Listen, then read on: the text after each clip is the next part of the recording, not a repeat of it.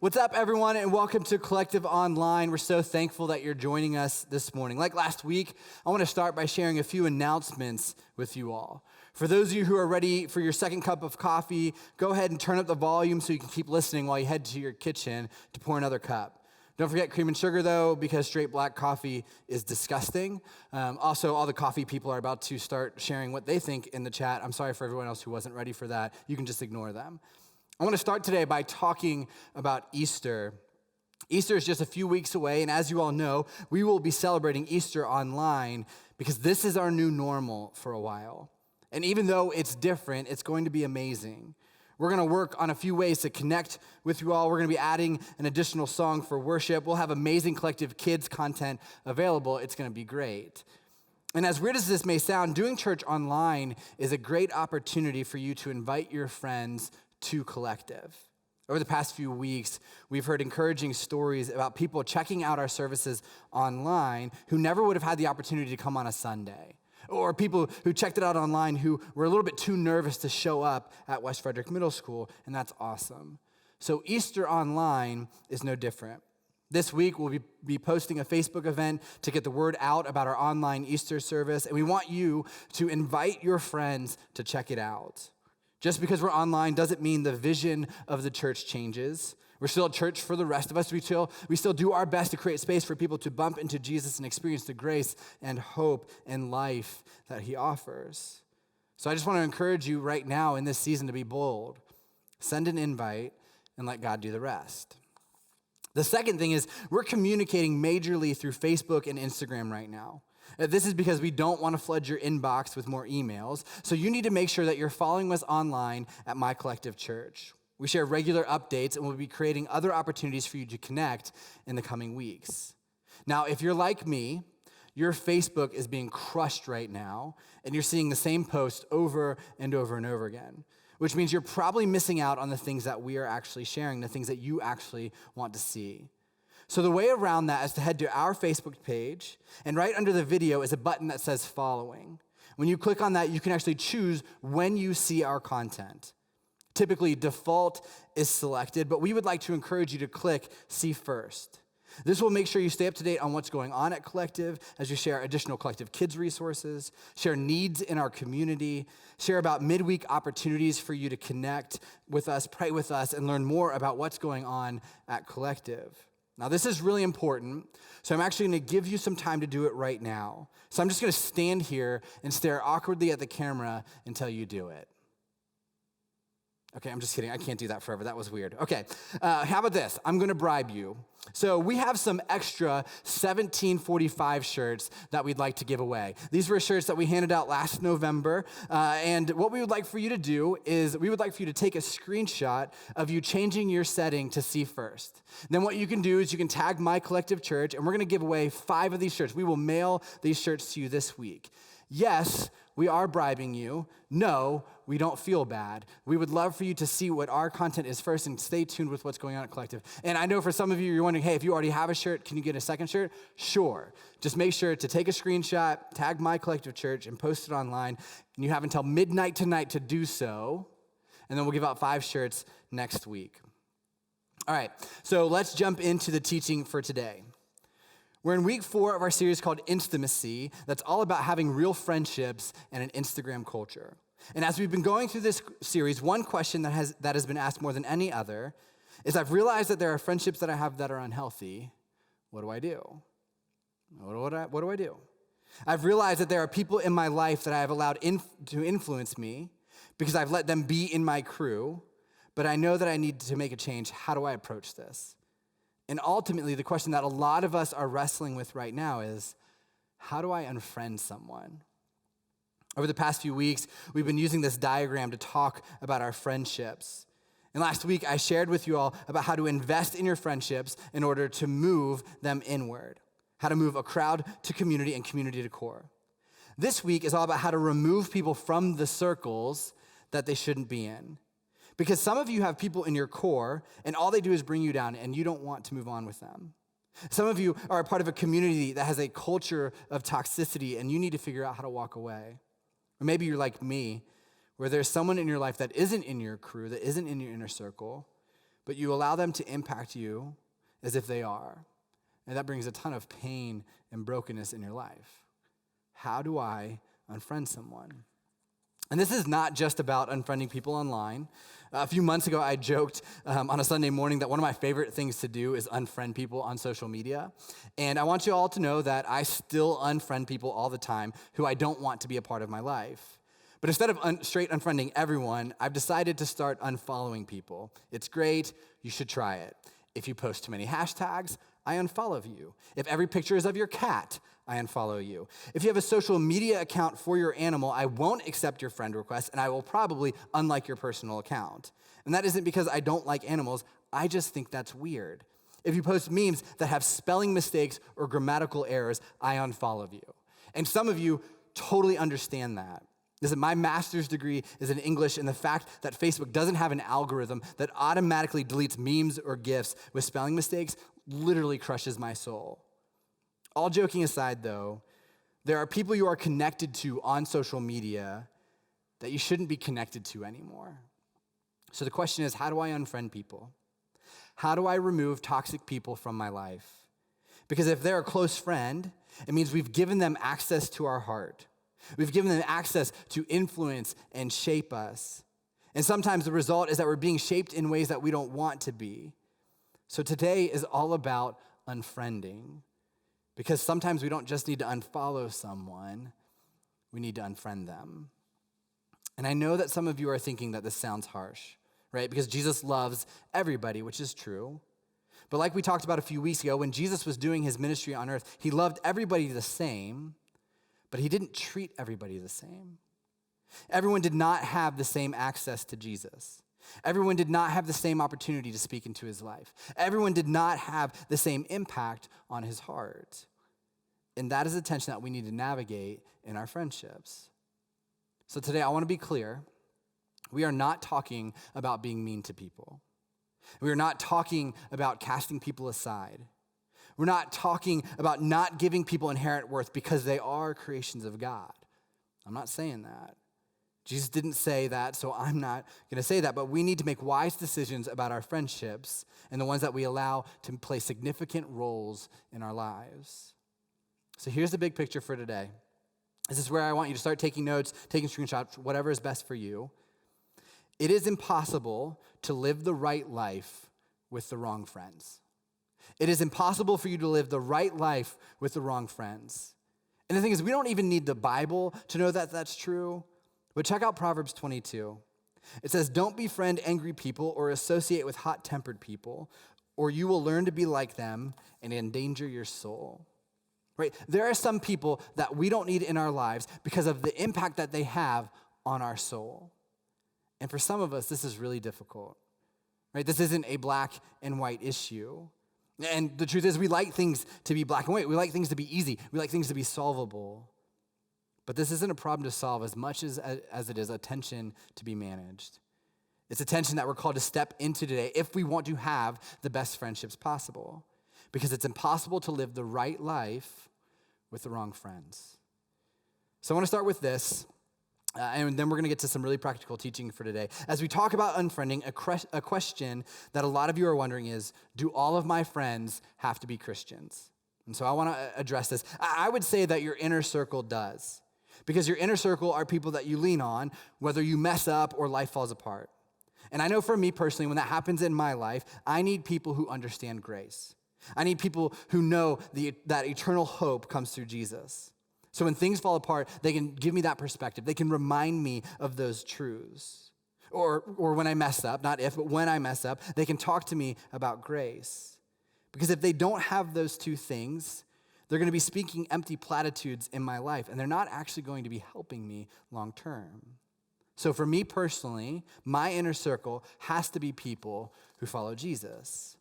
But I limit my friendships to those people who push me to be a better person and a better follower of Jesus. Now, please hear me when I say this, because I'm choosing these words very intentionally. I limit my friends to those who push me to be a better person and a better follower of Jesus. There are Christians who push me to be a better dad. There are Christians who push me to be a better friend. There are Christians who push me to be a better follower of Jesus. But there are some Christians who do not strengthen my relationship with God. Maybe they spew spiritual cliches that maybe mean something to them, but they don't mean anything to me. Maybe they grow in ways different than I do. Maybe they have convictions that are different than mine. But the reality is, for whatever reason, I've met a lot of Christians who love and believe in and follow Jesus, but do not challenge me to love, believe in, and follow Jesus more. Now, I need to have humility to be able to learn from anybody, but not everybody is going to be someone who really pushes me. So just because someone follows Jesus doesn't mean we're friends. We might be in the same community together, maybe even in the same crowd, but that doesn't automatically put you in my closest circles. Now, let's talk about people who don't follow Jesus. There have been times in my life when the majority of my friends didn't follow Jesus, and I let myself be caught up in what they were doing. Remember Proverbs 13, walk with the wise and become wise, associate with fools and get in trouble. Too many times in my life, I've chosen to associate with fools, and I've gotten in a lot of trouble for that. I started saying things I didn't want to say, thinking things I didn't want to think, and doing things that I didn't want to do. However, I have friends who don't follow Jesus who push me to be a better person and a better follower of Jesus. Maybe they ask questions that make me read my Bible more to better understand why I believe what I believe. Maybe they challenge me because their perspective is different than mine, and I want to seek to understand how Jesus can relate to them in their circumstances. Maybe my heart goes out to them, so I pray for them more. Maybe I want them to know the love of Jesus, so being friends with them results in me serving them more. I'll give you an example. My childhood best friend does not follow Jesus, but I love spending time with him and catching up. We don't get to do it as often as I would like. He works and lives in Tyson's Corner. He runs his own business. But when I'm in that area and our schedules match up, we always make sure to grab lunch. And we'll catch up on everything. Family, work, I talk about my girls. He talks about his foster dogs. We have been friends since we were 6. He was the first friend I called when my parents got separated. I officiated his wedding. He was one of my groomsmen. But he does not believe in God. When we were in high school, he kind of did the Catholic Church thing, but that was mostly because his mom made him. When he went to college, he still believed in God, but he completely walked away from organized religion. And today he would say he believes in a higher power, but he doesn't do church, he doesn't do God, he doesn't do any of the Christian stuff. Right? He doesn't want anything to do with the whole Jesus thing. And the last time we were sitting down and talking about life, I asked him what it would take for him to visit Collective. And he kind of had this nervous laugh, and then he started talking about how much he believed in me and Ray, and he knew that we would make a difference, but he never actually answered my question. But just because I am a pastor and he thinks God doesn't exist doesn't mean we can't be friends. Because being friends with him actually strengthens my faith because I pray for him. I'm thinking about how I live my life and how I can show him Jesus through my marriage or how I raise my kids or how I am a friend toward him. So do all my friends have to be Christians? No. But I do believe that every relationship should move you closer to Jesus and help you grow in one way or another. So there are 2 takeaways for today, and the first one is this: you can end friendships. You are allowed to unfriend people. I know this is hard to understand because we actually grew up in a culture and we grew up and we were taught that we needed to be friends with everybody. That's just not true. A few months ago, I was out with my daughter at Chick-fil-A, which is a very common theme for our life. We don't know what we're going to do right now, maybe drive through and then run around the parking lot for a while, but it's something we've done for multiple years. But one of the times we went just a few months ago, I was finishing up lunch and she was in the play place. She came bounding out with a very concerned look on her face. She says, "Dad, I don't want to play a game with that boy." And I think, good. Like, you should never play with boys. Don't talk to boys. You don't need to worry about that. But of course, it's Elise, and she tells me things all the time that I really have no idea what she's talking about. So I tried to get her to explain a little bit more of what was going on. And she told me that she went into the play place and she wanted to play with her doll, but one of the boys that was in there wanted her to play hide and go seek. And when Elise declined, the boy told her that she had to play with him, but Elise didn't want to. And so she came out to tell me, and I told her to go back into the play place and politely tell the boy no thank you, and then go do whatever she wanted to do. And that backfired. The little boy got upset, and he went and told his mom. Apparently no one's ever told that kid that snitches get stitches. But I listened as the mom told her son that she didn't know why the girl was not being nice and playing with him. And it took everything in me not to yell at this parent because that mindset is incredibly unhealthy, right? We don't have to be friends with everyone.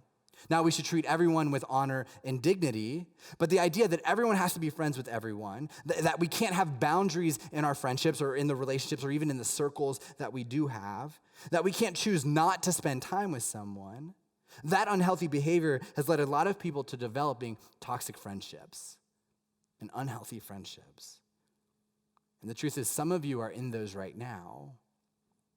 Dr. Lillian Glass wrote in a Time magazine article titled, "How to Tell If You Are in a Toxic Relationship," that unhealthy friends are any relationship between people who do not support each other, where there's conflict and no one seeks cohesiveness, where there's disrespect, where people choose to undermine each other. She continued that while every relationship goes through ups and downs, a toxic relationship is consistently unpleasant and draining for the people in it, to the point that negative moments outweigh the positive ones in the overall relationship. Dr. Kristen Fuller added that unhealthy friendships are mentally, emotionally, and even physically damaging to one or both participants. Does that describe any of the friendships that you have? Is there disrespect? Is there dishonor? Is being friends with that person draining for you? Does it feel damaging? The truth is, you can end that friendship, or at least you can move those people outside of your inner circle. You can choose to push them further into your community or even into your crowd. Listen, even Jesus had to call out Peter and put up boundaries in his friendship. In Matthew 16, Jesus is looking at his apostles. This is his core group of guys. And he's telling them, he's predicting his death. And he says, I'm going to die a brutal death. He says, I'm going to be dead for 3 days and then come back to life. Side note, this is why we put our hope in Jesus. Right? This is why we trust Jesus. Because Jesus is the only religious figure in human history to claim to be the way to God, then back it up by calling his shot. And what he did was he proved that by coming back to life. He overcame the most restrictive thing in our universe, death. And he made a way for you and I to have a relationship with God. So he beat death so that we could experience life. That's why we take him seriously. That's why we trust Jesus when it comes to our relationships. And in Matthew 16, he's telling his apostles that this is about to happen to him. He's about to die and resurrect from the dead. And someone in his inner circle, someone who loves him, says something really dumb. Check this out in Matthew 16. Peter took him aside and began to reprimand him for saying such things. Heaven forbid, Lord, he said, this will never happen to you. But look how Jesus responds. Jesus turned and said to Peter, get behind me, Satan. You are a stumbling block to me. You do not have in mind the concerns of God, but merely human concerns. Now, Peter would eventually show remorse and they would reconcile that relationship. We're actually going to talk about that next week. But Peter, who was Jesus' best friend, almost watched his relationship end because he was being selfish. And Jesus wasn't going to let Peter slow him down and stop him from doing what he came to earth to do. The Message, which is a paraphrase of the Bible, says it like this, and I love it. But Jesus didn't swerve.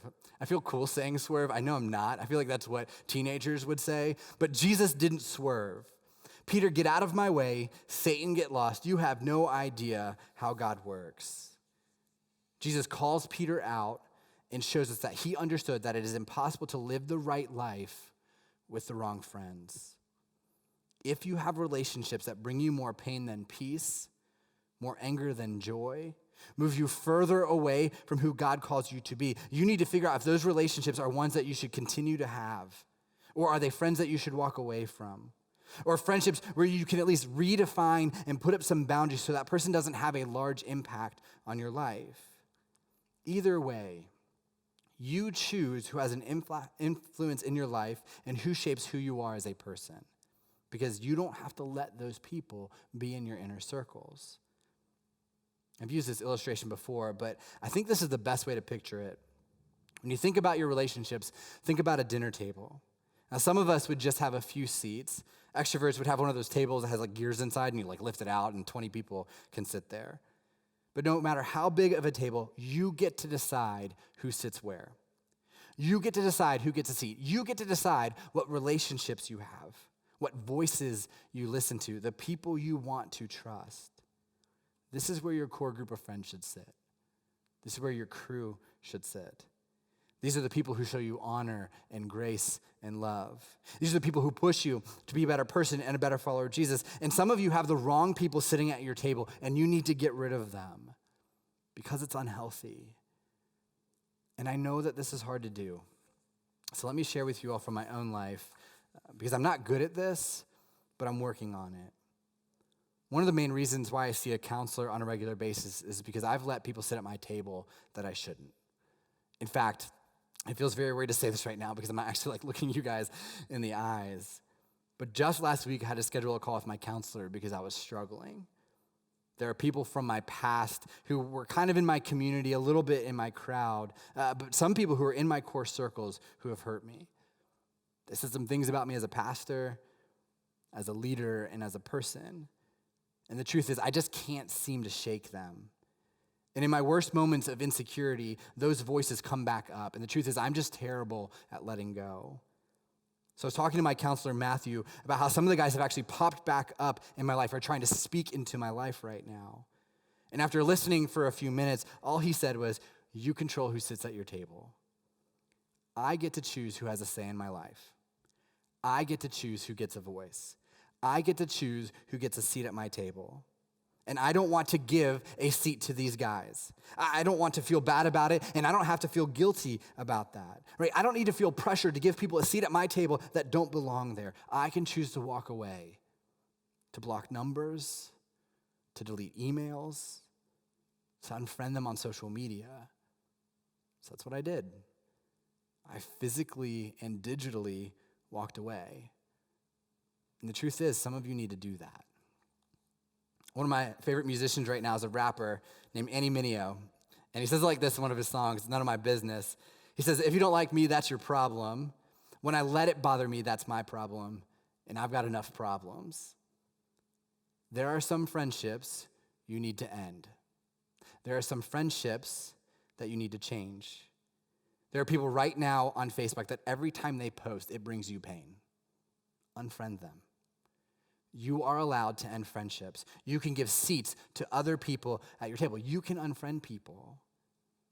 But here's the catch, which I'm sure you saw coming. You are allowed to unfriend people, but that doesn't mean when you end these types of relationships, you can hurt them or take revenge, which leads to the second takeaway. You can end friendships, but you can't stop loving people. In fact, Jesus teaches us that even though these people might be toxic, and even though they might hurt us, and even though they did things to bring pain into our lives, we are still called to love them. Luke 6 says this, "But I say to you who hear, love your enemies, do good to those who hate you, bless those who curse you, pray for those who abuse you." Jesus teaches us to love our enemies, to actually do good to those who hate us, to pray for those people who bring us down. But the thing is, he doesn't say that you have to stay friends with them. He doesn't say that you have to continue to give them a voice. He doesn't say that you have to continue to give them a seat at your table. You are allowed to unfriend people. You can redefine your friendships. You can create boundaries and still love people. In fact, sometimes loving people well means ending relationships that only bring pain. So who is at your table? Have you given the right people the opportunity to speak into your life? Have you given the right people the opportunity and the chance to speak into your heart? Do they help you become a better person and a better follower of Jesus? Do they want what's best for you? Do they show you what it's like to be treated with honor? Or are they unhealthy? Do they bring you down? Do they treat you as common? You have a choice who sits with you. Choose wisely, because it is impossible to live the right life with the wrong friends. Let's pray. God, I know for me personally, I've always struggled to let people go. God, to move them out of circles, to be honest, block their number and unfriend them so that their voice is no longer in my head. But God, we know that we choose who sits at our table. We choose the people that we spend time with. God, we watched you do that with Peter, James, and John. You chose the three people that you wanted to be closest to, and you didn't allow anyone else to influence that. So God, I pray this week as we wrestle with this, as we struggle with the idea of unfriending people, God, I pray that we have the courage and boldness to do so, to redefine boundaries, to take people that shouldn't be in our crew or our core or our inner circle and push them back out to our community or even the crowd. But God, I pray that we do so with honor, God, with love. God, I know it's not easy. It's not easy for me to pray for people who have hurt me. But God, time and time again, you teach us that for the people who have hurt us, for our enemies, for the people who brought us down, we're still called to love them, to want what's best for them and to pray for them. So God, help us figure out how to put the right people at our table. God, help us figure out how to remove the wrong people. But ultimately in that, help us do it in the right way. God, in a way that shows honor and grace and love, even though they don't deserve it, but in a way that honors you and shows you to them as well. God, help us figure that out this week. We love you and pray these things in your name. Amen.